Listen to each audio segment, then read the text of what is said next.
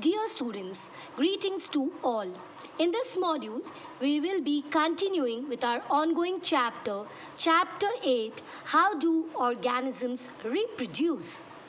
Reproduction, the terminology, it refers to giving birth to individual of its similar kind.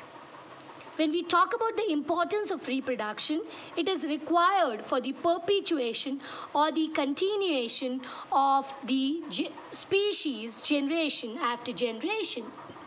The other important characteristic is that it leads to variation when we talk about sexual reproduction, and it also imparts stability to the population.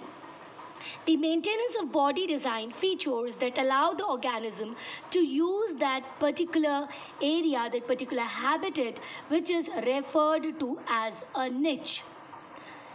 Talking about the ecological balance, it is very necessary that all the organisms in a food chain, in the ecological niche, they are maintained so that the transfer of energy can take place in a proper manner.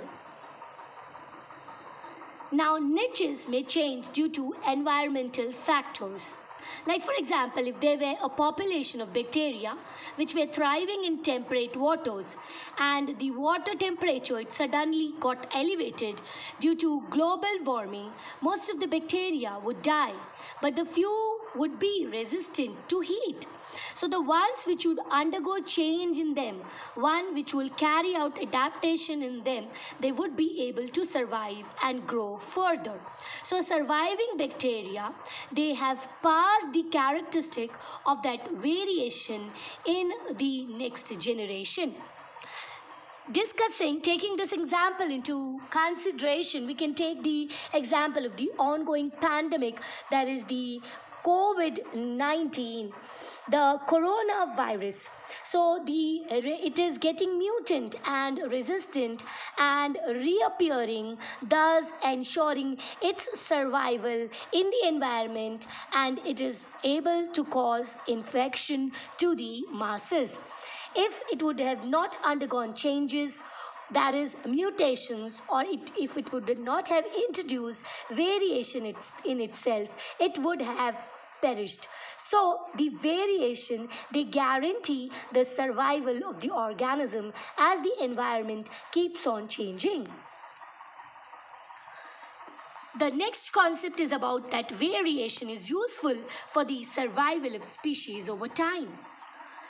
Now, the next generation, if we talk about the bacteria, they'll pass on the variation to the upcoming generations, and thus the new bacteria, the new species of the organism would be able to thrive or cope up with that increased temperature because they have incorporated changes in their body design. That was because of the changes which was introduced at the level of genes. So the variations or changes need to be introduced at the level of gene. So here we can also cite the example of giraffe, which elongated their neck so that they can feed on the leaves of the trees as the number of herbivores had increased. So they found a separate methodology, they devised a separate technique of feeding, and therefore that ensured that guaranteed their survival. Variation is beneficial to the species, but it's not necessarily that it may be to an individual.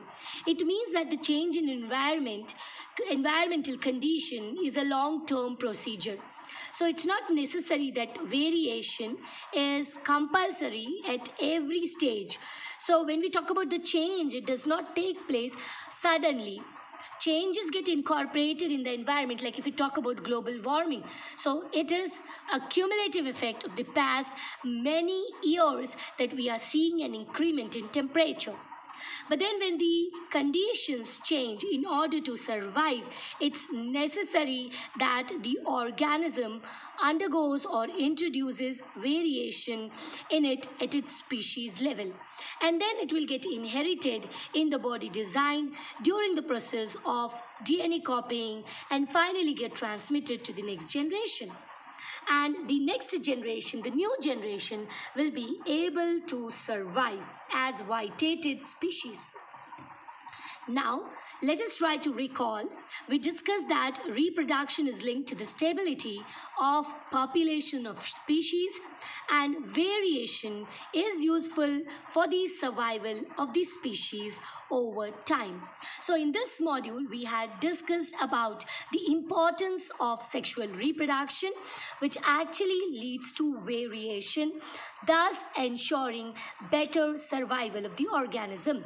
In the next module, we will be discussing about the modes of reproduction, the various types of reproduction, that is the asexual and sexual mode of reproduction. Hopefully, you must have garnered all the concepts thoroughly through this video lecture. Thank you for being a patient listener. Thank you one and all.